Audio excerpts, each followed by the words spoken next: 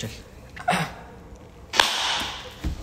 Здравейте и добре дошли на територията на подкаста за култура и изкуство ArtPad. Аз съм Теодора Милева, а днес мой гост е Иван Шишиев, познат не толкова със своето собствено име, колкото със страхотната си фотографска работа, която споделя в страницата си в социалните мрежи Етюдите на София.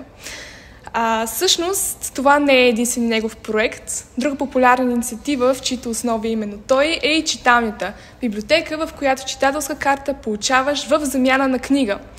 Разбира се, както вече споменах, името му не е толкова познато и именно по този повод бих искала всъщност първият ми въпрос към него да бъде коя е личността зад обектива, която бихте искали вашата аудитория да опознае? Тази необикновения човек, защото всички ние сме малко или много едни обикновени хора, които крачат по тази земя и си оставят своята, черта по нея, своя път, своята бразда.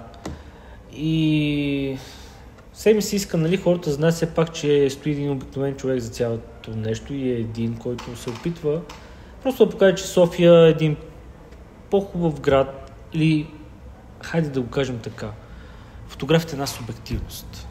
Няма как да бъдем обективни винаги, няма как да разкаже цялото нещо наречено София и затова измислих тази страница, наречена Етюдите на София, тъй като няма как да хвана всичко от града във всеки един момент, затова мога да дам само един етюд.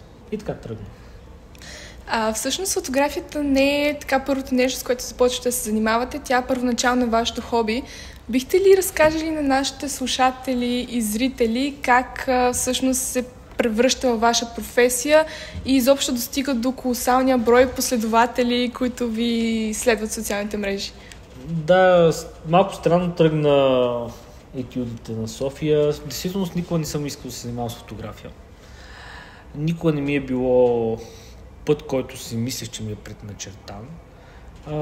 Приятелите също, с моите приятели ме накараха да създам тази страница.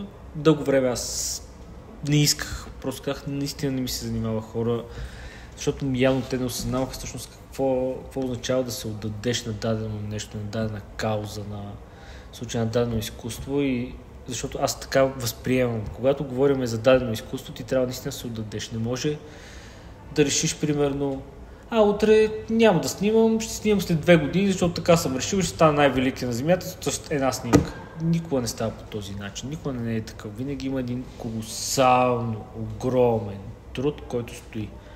Още преди да се занимавам с фотография, все пак съм бил изключително любител на изкуството и обиколил съм сигурно половината галерии в Европа с тази цел, да разбера какво е изкуството, да се насладя на него. И в крайна сметка това нещо се прероди в тази фотография, която правя в момента. Вие споменахте, че сте пътували много, обаче въпреки това така защитавате красотата на българската столица. Какво прави София изключителна в сравнение с другите европейски градове? София всъщност не е чак толкова изключителна. София е просто като един от другите европейски градове, но София има и своите жители, които малко или много не харесват този град. И вече тук е много тънкото нещо, че ти трябва да им дадеш този път. Вече те ще решат дали го искат. Но трябва да знаят, че ето, София може да изглежда и по този начин. Трябва да си го признаем, София е една от големите, не само столица, това е един от големите градове на Европа. И това трябва много да си го помислим преди винаги, да скачаме колко е зле и как не е устроен правилно. Винаги съм си мислил, че също ние трябва да се потрудим то да изглежда правилно. Всеки един от нас е пряко отговорен за това, което виждаме. Всъщност вие не сте от София и в тази връзка бих искала да ви попитам, всъщност променил ли се вашето впечатление от първи момент, в който сте посетили София и изобщо сте насочили обектива си към нея, и ако да, по какъв начин? Първи път, като посетих София, бях доста малък, мисля, че на 4-5 години. Това ми се стори София един много грозен град. Но това беше мрачните 90 години, когато такива места като центъра или зона Б5 бяха наистина мрачни, просто защото нямаше добро осветление и беше много гадно и не знаеш откъде ще излезнат бойниците и подобно. Но през 20-те години беше много особен период. София приличаше на Колака. Сега отиваш, влизаш Лъвов мост, супер място. Нали? Да. Както и да погледнеш, даже около него има заведения. Има там много любими заведения, хода си там, нали? Супер ми изглежда, много красиво. София се подобри.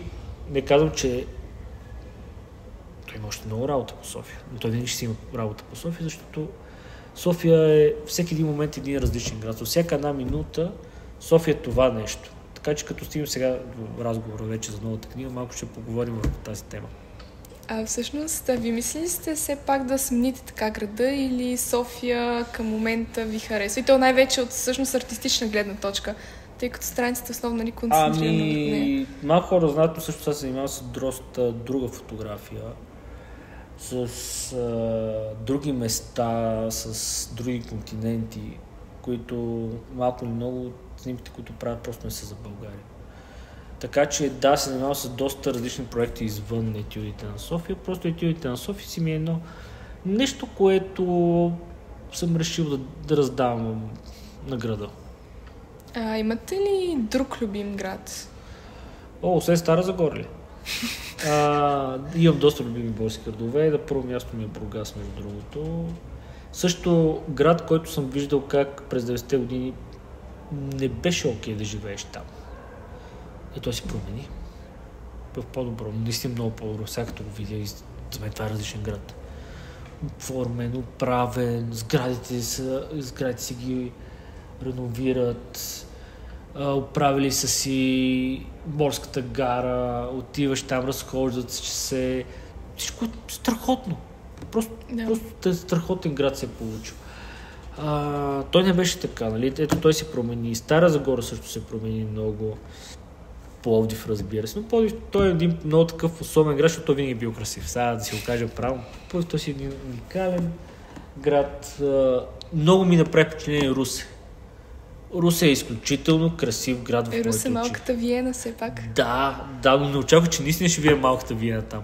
Дали знаеш, когато се говори малката Виена, малкия Лондон, малкия Манчестър, дали с Габрово, нали, как му викат, българския Манчестър, нали, в миналото са му викали.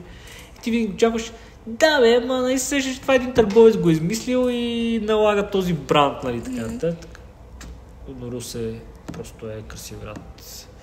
И аз имах удоволствието да попадна в него за първ път, когато имаше панаир с винянски колела. Бяха дошли от България и от Румъния. И ти си влизаш в... Седно си влезнал в роман на Бредбъри. Много уникална красота. Така че да, ето. Видим ми е любим град също. Така че ето, виж, има доста. Нали. Ние имаме уникални градове. Велико Търново, нали, естествено. Мелник, разбира се. Нали. Имаме си тези градчета и градове, които трябва да си ги опознаем, да си ги харесваме.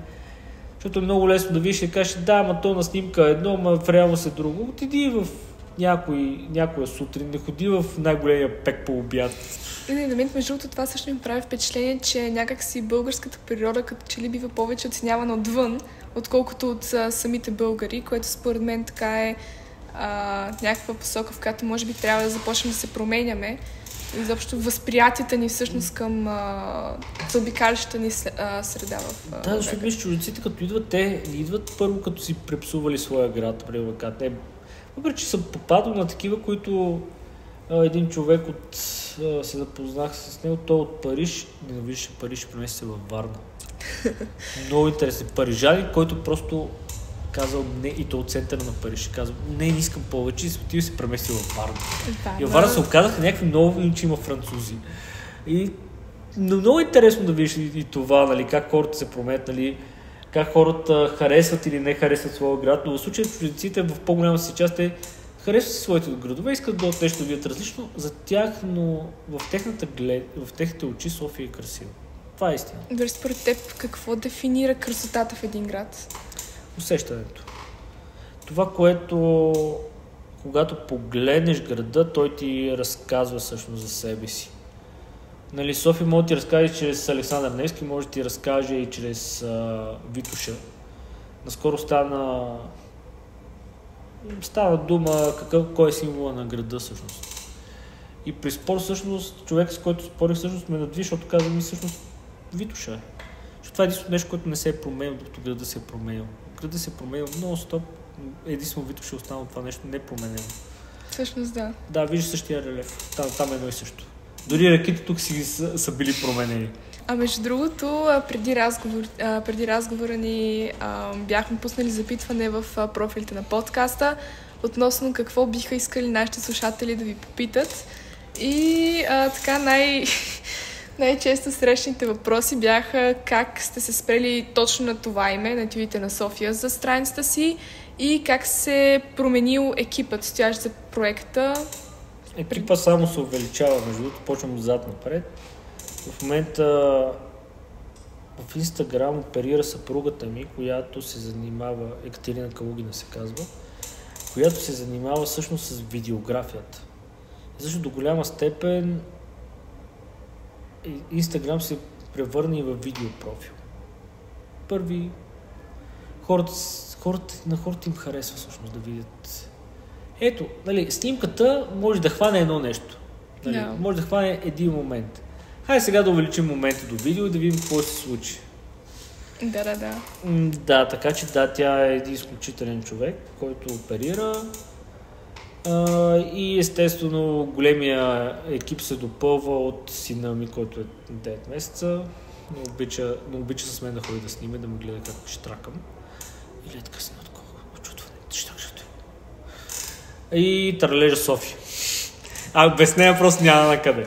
Общо ето това сме, нали? Може да се каже, че сме 4, двама снимаме, двама са по-скоро модели. Se появяват от време на време. Виж, няма как и без тази част. Да, супер е, нали? Много се чувствам благословен с тях. Те са част, нали? Ние всички сме част от тези етюди на София. Името, между другото, произлиза от една случка. Нали? Пак се връщаме на идеята, че ти не можеш да обвиш, нали, всичко. Да. И затова е етюд. Затова е малка част, един скетч на цялото нещо. Докато нали, събитието, за което ме накара да го направя, всъщност по това време си стоя в библиотеката на Богословския факултет и писах някаква дисертация, нещо подобно си спомням вече. И навънка валеше дъжд и просто започна да падат капки по прозорците и ми си взема от кой етюдно, нали, такова. И тогава си казах, викам, тя страхотна, нали, етюдите, викам, защото етюд е едно, но и те са важни, нали, хората, всичко, което изпълва. Не е само хора, животни, дървета и така нататък, всички са вътре в те. И така се получи етюдите на София. Между другото, страхотно заглавие. Да, много кетчи, много се вкара в цялото нещо, нали, влезна в съзнанието на хората. Нали, не сме като други страници, които те просто взимат нещо от чужбина и го вкарват. Идеята ми не беше такава. Защото, ако тръгнеш да вкарваш нещо от чужбина, ти трябва веднага да сравниш с това нещо. Нали, дали ще бъде Ню Йорк, Париж, Лондон и така нататък. Ти трябва да го сравниш автоматично, се опитваш до голяма степен да го сравняваш. Нали, идеята за това, нали, на етюдите на София е също това, да направи промяната.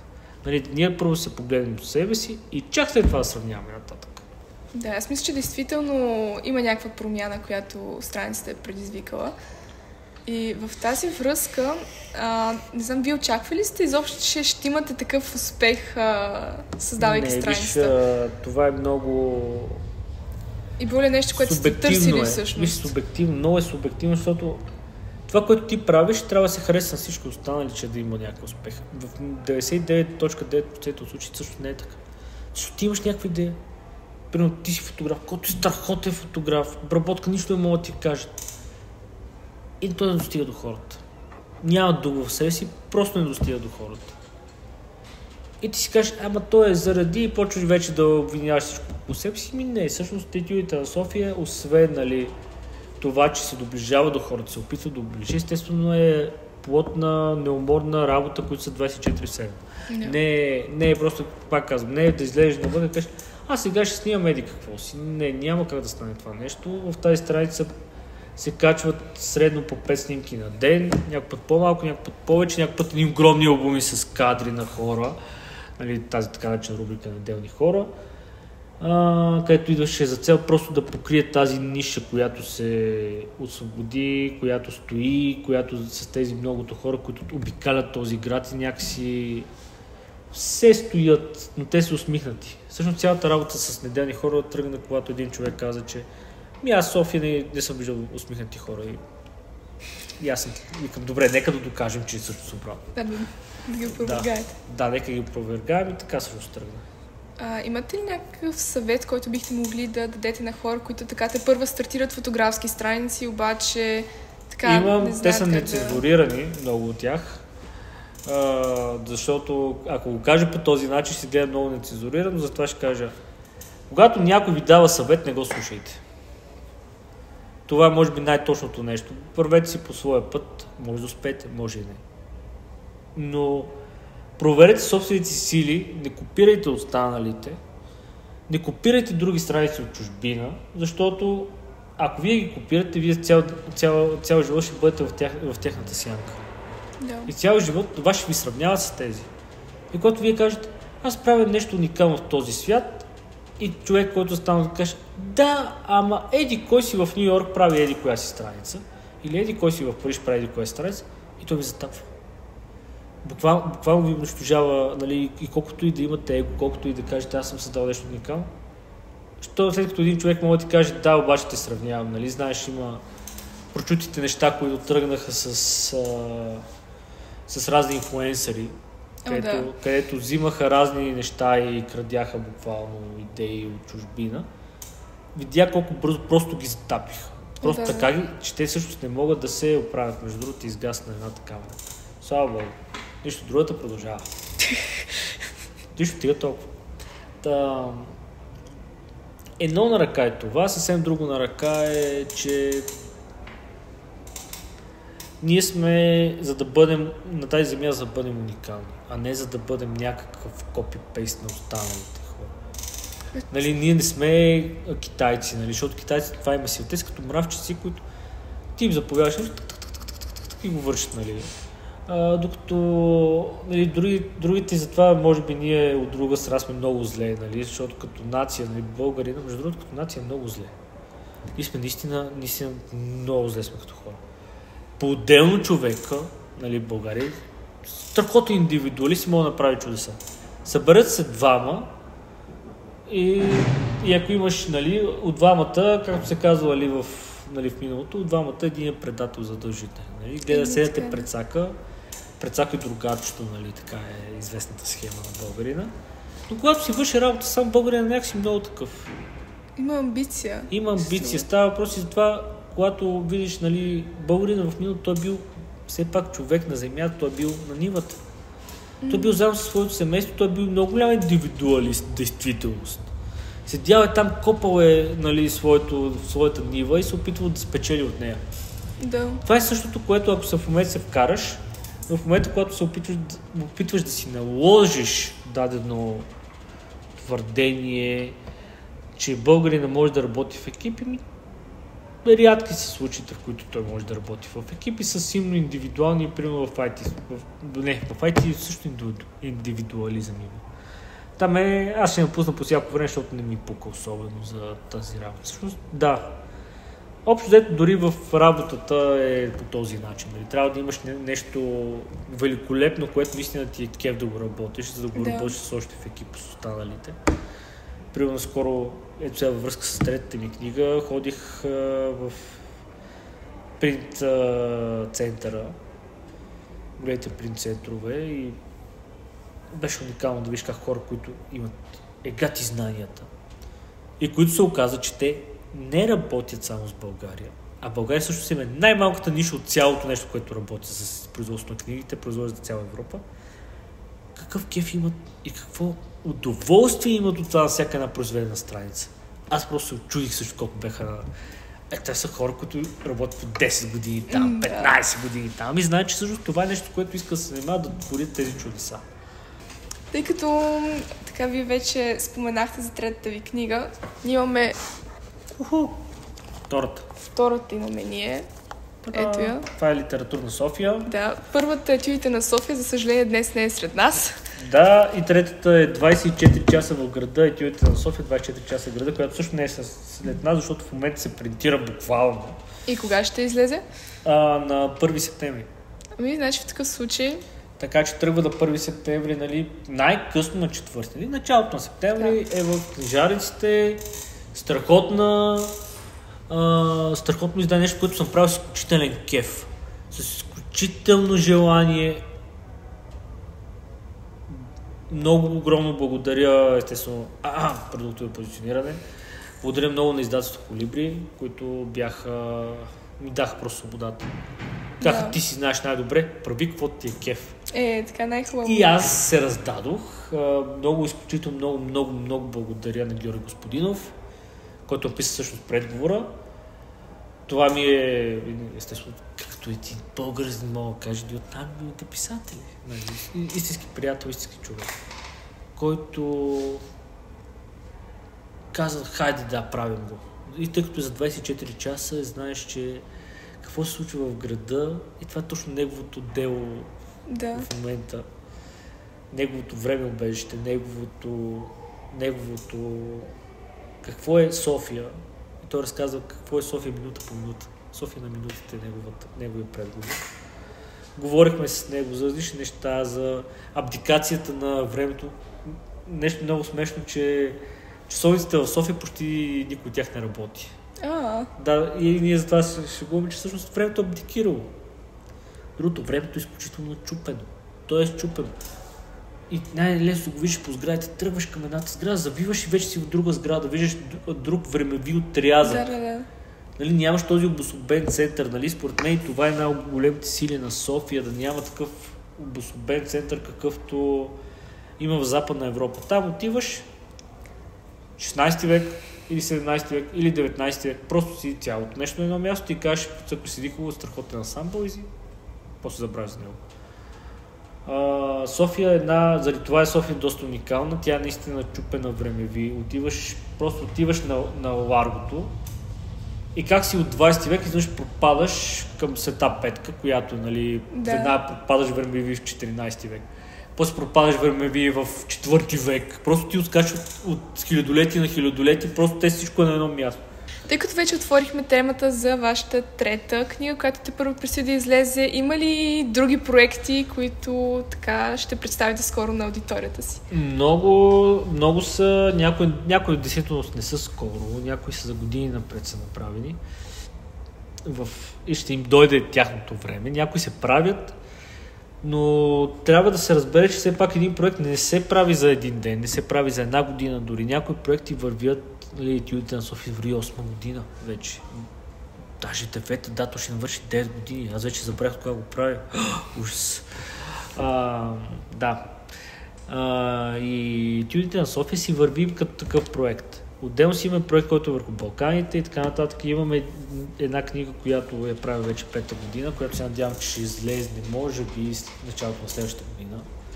Може би в средата, която е върху тайните на града, които съществуват и са много наброй са навсякъде.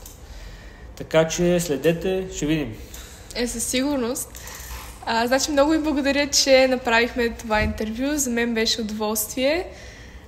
Така за всички, които слушат, надявам се, че ви е харесало, че е било интересно и за още съдържание бихте могли да последвате както профилите на подкаста в Instagram и Facebook, така и тези на етюдите на София, за да не пропускате от следващите епизоди и следователно следващите фотографски публикации. Желая ви хубав и усмихнат ден и останете с нашия подкаст. Бъдете здрави!